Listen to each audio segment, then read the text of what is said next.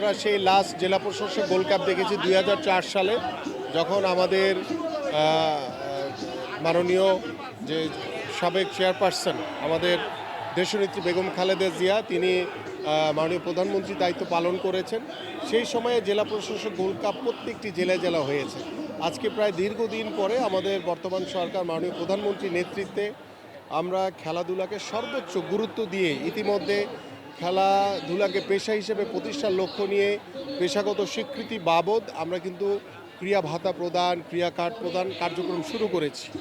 পাশাপাশি নতুন করে স্পোর্টসের মাধ্যমে আপনারা জানেন যে তৃণমূলের বিভিন্ন আনাচে কানাচে ছড়িয়ে ছিটিয়ে থাকা অনেক প্রতিভাবান খেলোয়াড় যারা বিকাশের সুযোগ পায়নি, আমরা কিন্তু একদম তৃণমূল থেকে সেই ইউনিয়ন পর্যায় থেকে উপজেলা থেকে জেলা বিভাগ এবং জাতীয় পর্যায়ে পর্যন্ত আমরা সেই খেলোয়াড়দেরকে প্রতিভা বিকাশের সুযোগ করে দিয়েছি।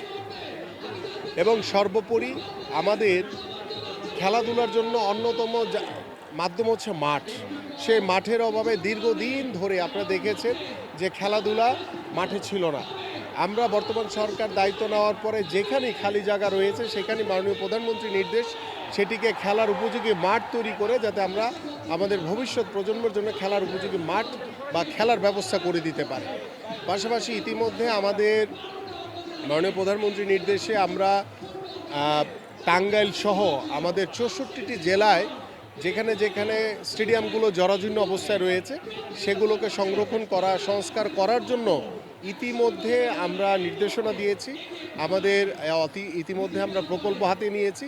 আমরা প্রত্যেকটি স্টেডিয়ামকেই আমরা নতুনভাবে সংস্কার করে একটি আধুনিক রূপ আমরা দিতে চাই। পাশাপাশি আপনারা সবাই জানেন যে আমাদের বর্তমান সরকারের যে নির্বাচনী ইস্তেহার যে আমরা প্রত্যেকটি জেলায় জেলায় স্পোর্টস ভিলেজ করব। ইতিমধ্যে এই বছর আমরা এই অর্থ বছরে আমরা 10টি স্পোর্টস ভিলেজ করার জন্য ইতিমধ্যে সিদ্ধান্ত নিয়েছি এবং পর্যায়ক্রমে 5 বছর ইনশাল্লাহ আমরা 64টি জেলায় আমরা স্পোর্টস ভিলেজ করব এবং সেই স্পোর্টস ভিলেজগুলোতে ফুটবল, ক্রিকেট সহ আন্তর্জাতিক মানের ইনডোর সকল সুযোগ সুবিধা, পাশাপাশি আর্চারি, শুটিং, সুইমিং পুল সহ সব ধরনের ফেসিলিটিস রেখেই আমরা সেই স্পোর্টস ভিলেজগুলো করব। যে আমাদের জাতীয় শিক্ষাক্রমে আগামী যে জাতীয় শিক্ষাক্রম সেখানে 4র্থ শ্রেণী থেকে খেলাধুলাকে বাধ্যতামূলক করা হচ্ছে এবং সেখানে ফুটবল, ক্রিকেট সহ বিভিন্ন সাবজেক্টের উপরে ইতিমধ্যে পাঠ্যপুস্তক তৈরি করা হয়েছে। সেই পাঠ্যপুস্তক পড়ে আমাদের সন্তানরা ভবিষ্যৎ প্রজন্ম তারা লিখিত পরীক্ষা দিবে, সেই পাঠ্যপুস্তক পড়ে তারা খেলার মাঠে গিয়ে পরীক্ষা দিবে এবং সেই পরীক্ষায় উত্তীর্ণ হতে পারলেই তারা পরীক্ষা পাশ করবে।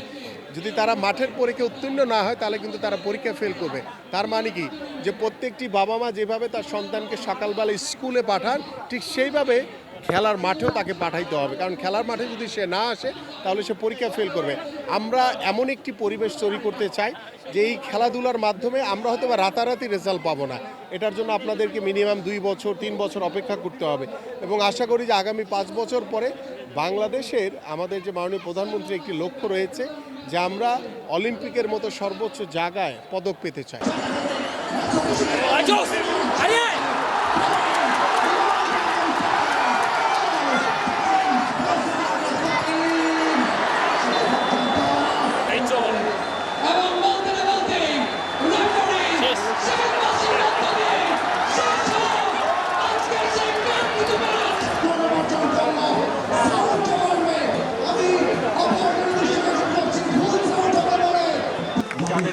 আমরা ছোটবেলা থেকে বড় হচ্ছি।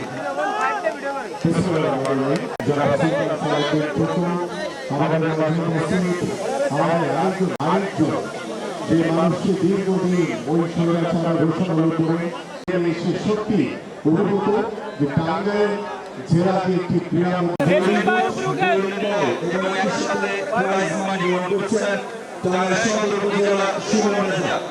চমৎকার ক্রীড়া প্রদর্শন করেছেন।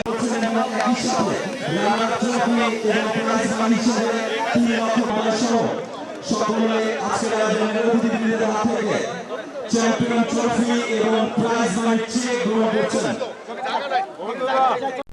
আসলে পরিশ্রমের ফল, আমাদের ত্যাগ পরিশ্রম সবই ছিল এই টুর্নামেন্ট ঘিরে। ফার্স্ট ম্যাচ থেকে আজকে চ্যাম্পিয়ন অবধি রাস্তাটা অনেক কঠিন ছিল এবং ধৈর্য, পরিশ্রম সব কিছু মিলিয়ে আজকে আল্লাহ তাআলা আমাদেরকে এটা উপহার দিয়েছে। সবার দোয়া এবং আল্লাহ তাআলার বিশেষ রহমত, আমাদের পরিশ্রম। আসলে এটা পাওয়ার পরে আরও নিজের কাছে ভালো লাগতেছে। কেন ভালো লাগতেছে? সদরের জন্য, সদরের ছেলে হয়ে এর আগে এই টুর্নামেন্ট খেলা হয় নাই, এটা ফার্স্ট টাইম আমি খেলেছি এবং দীর্ঘদিন পরে টুর্নামেন্ট জেলা পরিষদ গোল্ড কাপ আয়োজিত হয়েছে। এত পরিমাণ দর্শক আমরা কল্পনাও করতে পারি নাই। তো টাঙ্গাইলে অনেক সুন্দর একটা আয়োজন হয়েছে। ইভেন আমরা একটা পর্যায়ে ভয় পেয়ে গেছি যে মানুষজন ভিতরে ঢুকে গেছে, জায়গা পাইতেছে না। তো আলহামদুলিল্লাহ ওভারঅল আমাদের টিমমেট সবাই ভালো ছিল এবং কি আমাদের এখনো পর্যন্ত আমরা কোনো গোল হজম করি নাই। আমাদের আলহামদুলিল্লাহ এটা আমরা ধরে রাখতে পারছি। আমরা চাই এই মাঠে প্রতি বছর লিগ হোক এবং এইরকম টুর্নামেন্ট কন্টিনিউ হোক, যার কারণে আমরা দূর দূরান্ত থেকে যারা ফুটবল প্রেমী মানুষ তারা এই খেলাগুলোকে উপভোগ করতে পারবো। এবং আরও বিশেষভাবে অনুরোধ হচ্ছে যে আমাদের মাননীয় মন্ত্রী মহোদয়ের কাছে এবং ক্রীড়া প্রতিমন্ত্রীর কাছে আমাদের মাঠের গ্রাউন্ডটা আরও সুন্দর করা প্রয়োজন। এত দর্শক বললামই তো ভাই, অসাধারণ।